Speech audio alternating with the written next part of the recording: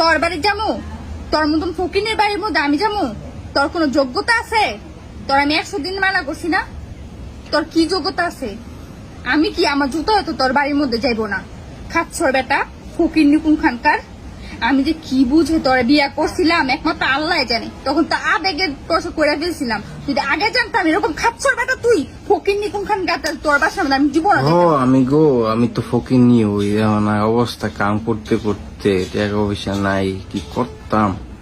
আমার পরে তো জীবনও কিছুতে ফোন নাই, দিবি না, কিছুও নাই, নেক্সট টাইম যে আর আমার মুখটা ফোন মুছে দিবি না। আমি লাস্ট বার কাজ বলতেছি, আর করতে একটা বার আমি টিস্যু ফোন আছে দিব না। গো, করো। ফকির নি টিস্যু নাই?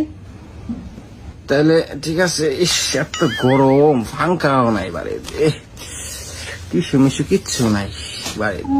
আমার শরীরটা ভালোই ব্যথা কাম বাসে করতে না। করতে এই যে আমি পোলাটারে নিয়ে আইসা পড়ছি, একটা দিনও তো একটা ফোন দিয়ে খোঁজ খবর নিলেন অনেক না। ব্যথা। আপনি আমার আসলে একটুও ভালোই বাসেন না।